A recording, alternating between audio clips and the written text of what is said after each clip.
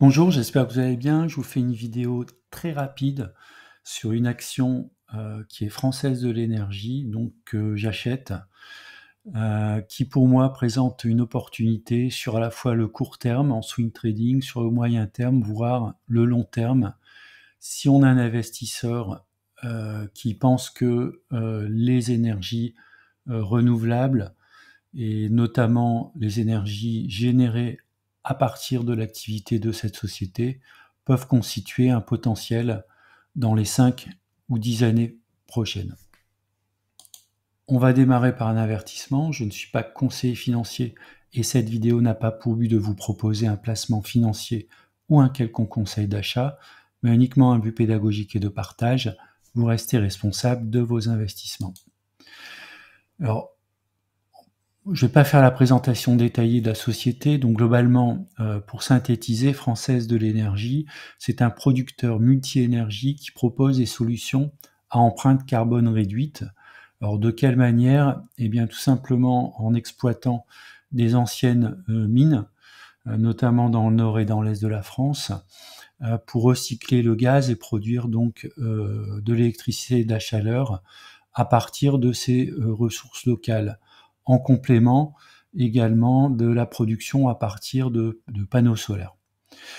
Donc l'idée, c'est également que la consommation se fasse à proximité de la production d'électricité, ce qui permet d'avoir un circuit court et d'en faire bénéficier les habitants des territoires sur lesquels il y a la production. Donc ce sont les Hauts-de-France, la Wallonie en Belgique et puis la Lorraine.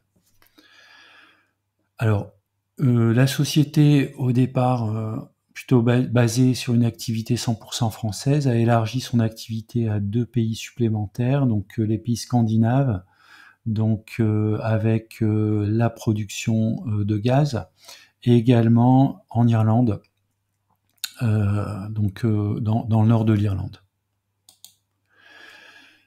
Alors, qu'est-ce qui m'a motivé à rentrer sur Française de l'énergie? On va le voir, l'analyse des ratios, donc des fondamentaux, l'analyse graphique avec une opportunité intéressante et également l'annonce de la société qui a été faite en fin de semaine dernière.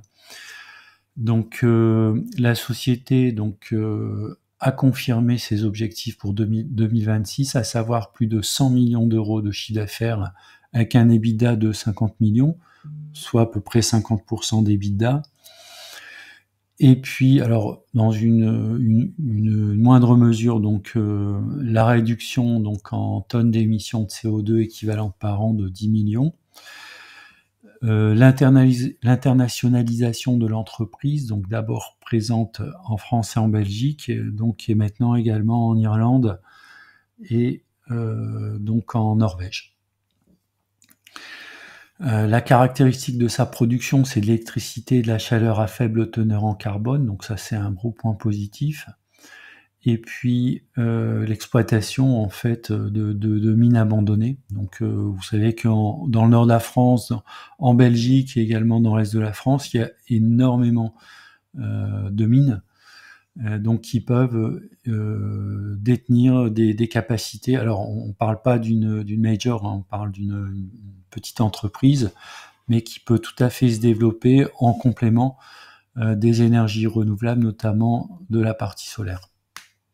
Le dernier point également, c'est que FDE sera également en mesure de produire des biocarburants pour l'aviation. Donc pour moi, c'est également un point très important. Il avait été signalé par le PDG Total, la notion de biocarburant pour les avions, que c'était un axe de développement. Donc on voit que la société FDE est également en phase avec cette pratique. Alors, dans le communiqué, la société a également confirmé des orientations pour 2030, alors notamment des objectifs. Alors les objectifs, c'est de passer le milliard d'euros de chiffre d'affaires en 2030. Bon, on a encore le temps d'y arriver, autour d'1,2 milliard, avec un peu moins de 300 millions en fait d'euros d'EBITDA. Donc ce qui donnerait un EBITDA de à peu près 30%. Donc on sera à moins de 50% qui est le ratio actuel, mais ça reste quand même des ratios tout à fait intéressants. Les objectifs sont basés, alors, indique l'entreprise, sur des projets existants et des pipelines de projets identifiés et sécurisés. Alors après, il faut vérifier ce que veut dire sécuriser. Donc j'imagine c'est à la fois sécurisé en termes de ressources de production et sans doute également sécurisé au niveau financier, hein, puisque c'est une petite entreprise qui a besoin bien sûr de financement, notamment pour lancer toutes ces productions. Alors si on regarde les fondamentaux, donc moi ce que j'ai regardé, donc c'est la part d'EBITDA sur le revenu, on a à peu près un peu moins de 50% à 40%, 35 millions de chiffre d'affaires pour 14 millions d'EBITDA, et puis tout de suite ce que j'ai regardé c'est le ROE, donc on voit qu'on a plus de 10%, et la marge qui est de l'ordre de 30%, la marge nette, hein, pour une marge brute de 86%, une marge opérationnelle de 40%. Donc c'est une société qui dégage une belle profitabilité.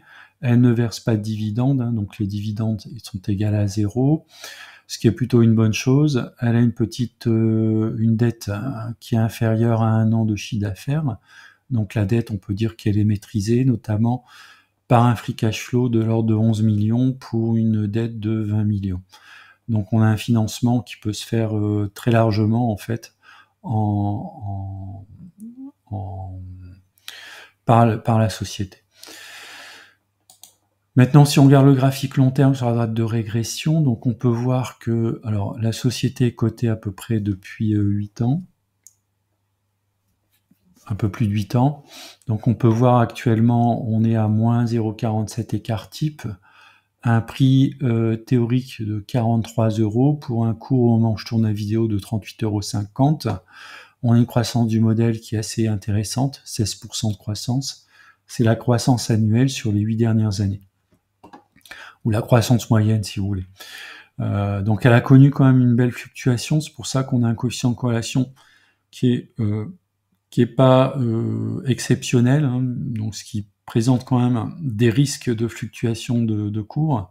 Donc on peut aller taper les moins 2 sigma, les plus 2 sigma, en tout cas elle l'a fait régulièrement. On tournait autour des moins 1 sigma sur le début de l'année, on est en train de revenir assez proche, enfin, en tout cas sur une tendance vers la valeur théorique qui pourrait être un premier objectif du point de vue graphique. Elle a perdu 9,62% sur 1 an, par contre elle a progressé de 145% sur 5 ans. Du point de vue court terme, alors moi ce qui m'a intéressé aussi au niveau graphique court terme, c'est cette oblique ici, descendante qui a été franchie au début du mois de mai, ici. On avait une sorte de double creux ici, qui était un premier creux ici, un deuxième creux. On a passé le creux autour du 16-17 mai.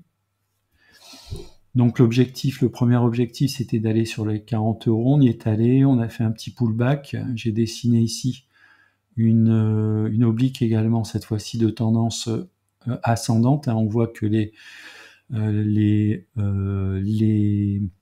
creux sont de plus en plus hauts et les sommets sont également de plus en plus hauts.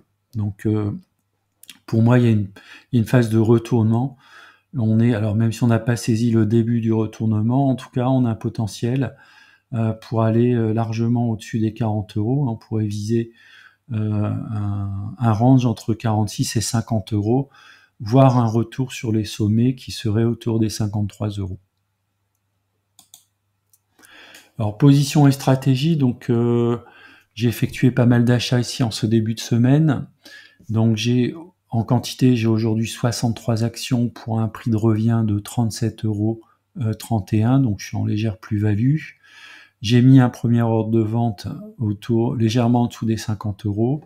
Donc voilà, je vise vraiment sur le court terme une plus-value avec un retour pas très loin des sommets. Et puis sur le moyen long terme, un franchissement du sommet pour aller chercher des valeurs beaucoup plus hautes, beaucoup plus élevées. On peut aller chercher des plus 1 ou plus 2 sigma si la société confirme au fur et à mesure des trimestres les objectifs qui ont été annoncés ici à la fin du mois de mai. Donc c'est une action de petite capitalisation qui est dynamique. Alors même si je préfère les grosses caps, bon, on a quand même une conjonction, on va dire, à la fois d'un bon news flow, sur les publications, sur l'annonce également de rachat d'actions, même si c'est pas non plus un nombre d'actions très conséquent. En tout cas, chose très positive, je préfère que la société rachète des actions plutôt que de distribuer un dividende, notamment pour une entreprise qui est encore en phase de développement. Elle continue à faire des acquisitions et du développement à l'international, ce qui est plutôt également un point positif. Et puis le deuxième point, c'est le trend graphique qui est pour moi dans une configuration tout à fait favorable. Voilà, c'est la fin de la vidéo. N'hésitez pas à mettre des commentaires si vous le souhaitez, si vous êtes donc actionnaire de la société FDE, et puis si vous souhaitez la garder soit sur une position de type swing trading comme moi actuellement, ou sur du moyen ou du plus long terme en tant qu'actionnaire de long terme sur cette action. Voilà, je vous dis à bientôt pour une prochaine vidéo.